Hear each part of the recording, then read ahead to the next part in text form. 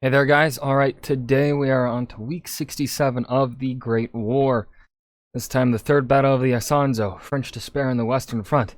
Because, if it didn't work the first two times, surely the same strategy will work the third time, right?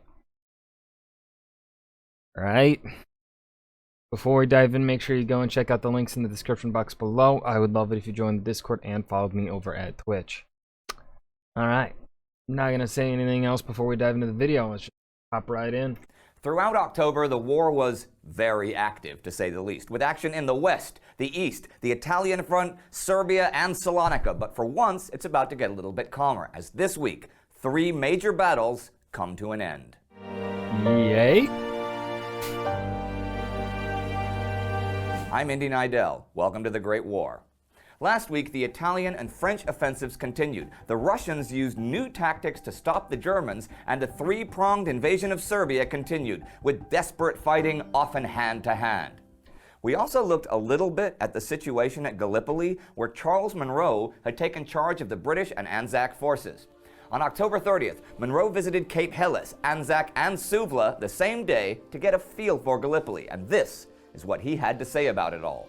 The positions occupied by our troops presented a military situation unique in history. The mere fringe of the coastline had been secured. The beaches and piers upon which they depended for all requirements in personnel and material were exposed to registered and observed artillery fire. Our entrenchments were dominated almost throughout by the Turks. The possible artillery positions were insufficient and ineffective. Wonderful. The force, in short, held a line possessing every possible military defect. The position was without depth. The communications were insecure and dependent on the Communications were insecure? Same communications. Twins. weather. No Stupid means joke. existed for the concealment and deployment of fresh troops destined for the offensive, whilst the Turks enjoyed full powers of observation, abundant artillery positions, and they had been given the time to supplement the natural advantages which the position presented by all the devices at the disposal of the field engineer. Big words. Monro Those were some big words indeed. thought that since their continued presence on the peninsula had no purpose, he urged evacuation. But the ground was shifting under everyone's feet. Secretary of State for War Lord Kitchener was really obsessed with the idea of not hurting British prestige in the Islamic world, which he thought evacuation would do. So it was decided that Monro's advice was not to be trusted, and Kitchener would go to Gallipoli himself to check out the situation. Actually, Kitchener even came up with a plan on November 4th for a new landing at Bulair while the Navy would try to break through the straits. He even went so far as to dispatch a telegram transferring Monro to Salonika and placing his second-in-command, Lieutenant General William Birdwood, in charge. Birdwood suppressed that order pending Kitchener's arrival at Gallipoli, which was a good thing because within a few hours, Kitchener had changed his mind about the whole thing. Seriously, Gallipoli gets crazier and more depressing all the time. Sounds like my life. There were also depressing developments on the war's newest front this week. Those in Yay, Serbia. depression. Here's a quote from the Chronology of the Great War about the progress in Serbia. The Austro-Germans in their progress distinguished themselves by their calculated brutality to the civilian population. It had the direct military object of causing a wholesale panic in order to encumber the few roads with fleeing households and thereby to impede the retreat of the Serbian army and guns. The two Serbian armies were by now hopelessly isolated by the Bulgarian advance from Uskub toward Pristina. The northern one retired towards Montenegro, and the southern into the mountains of central Albania. And on November 5th, a milestone moment happened when Bulgarian troops captured Niš, which finally gave the Germans a direct railway line from Berlin all the way to Constantinople. That link would be formally opened by the Kaiser himself in a couple of months. But I mentioned earlier that 3 battles ended this week, so let's look at them.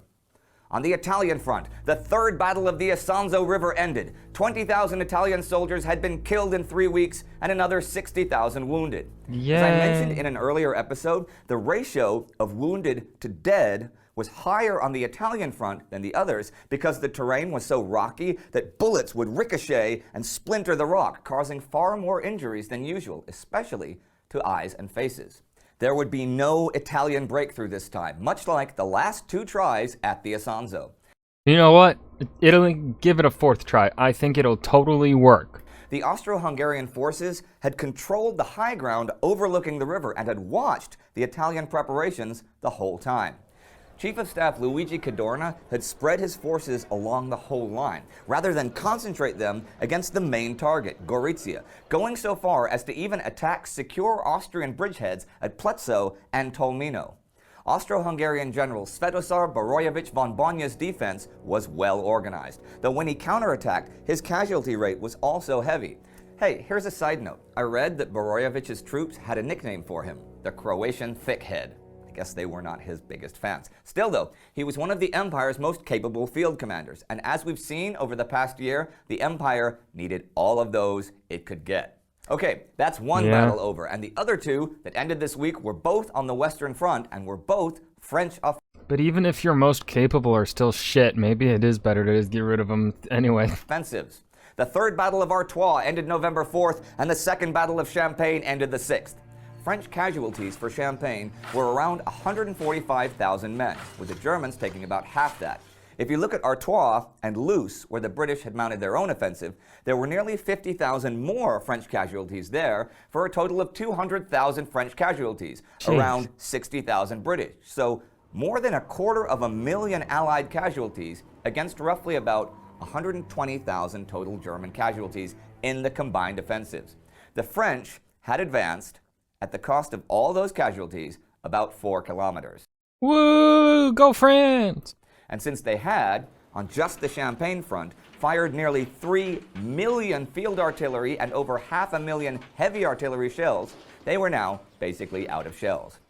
French General Joseph Joffre claimed that the offensives had resulted in important tactical gains and achieved a moral victory over the Germans, whatever that means.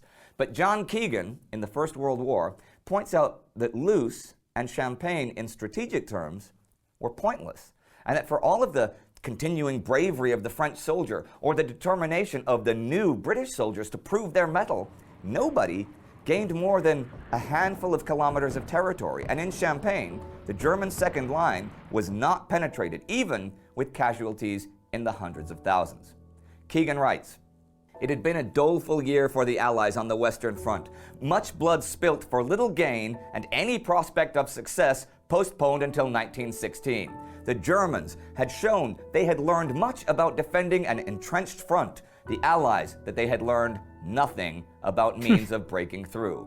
It was a bitter lesson for the French, all the more so because in a widening war, their allies seemed bent on seeking solutions elsewhere, leaving the main body of the enemy implanted in their territory. Yet, the defeat of the enemy through victories outside France looked no closer a prospect than breakthrough towards the Rhine. In Russia, on the new Italian front, in the Balkans, on the Turkish battleground, the course of events favored the enemy."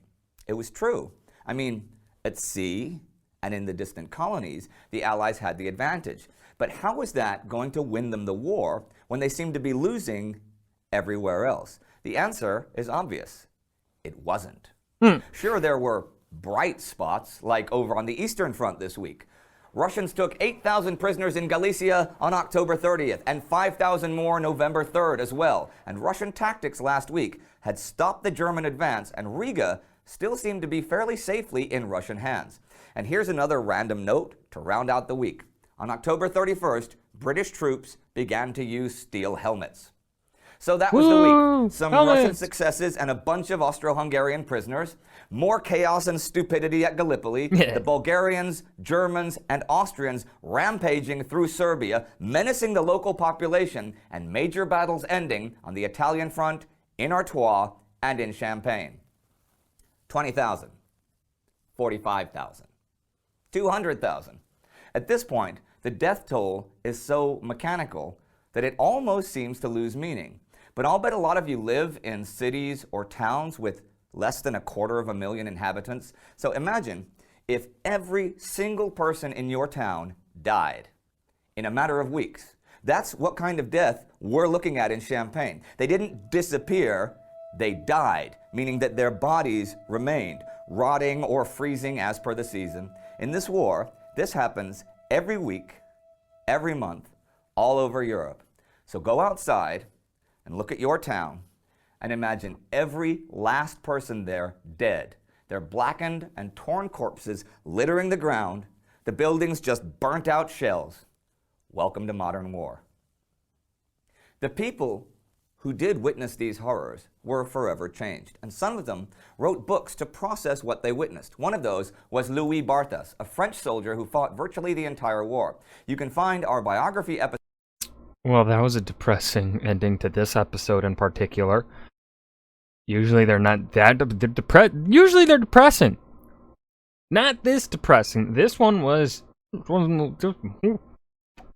he went there. He went there today. That was the Great War Week 67. This was one of the slower weeks. For me, not as interesting as some previous weeks, but you know, that's what's going to be the norm. So I guess maybe in the future prospect, this might be the average episode for when we come across, but where it's kind of slow and boring for my tastes. But what can you do? That's World War I. That was the third battle of the Isonzo. French despair on the Western Front, the Great War Week 67. I hope you guys enjoyed. Remember to hit that like button and subscribe for more, and I will see you guys in the next video. Peace.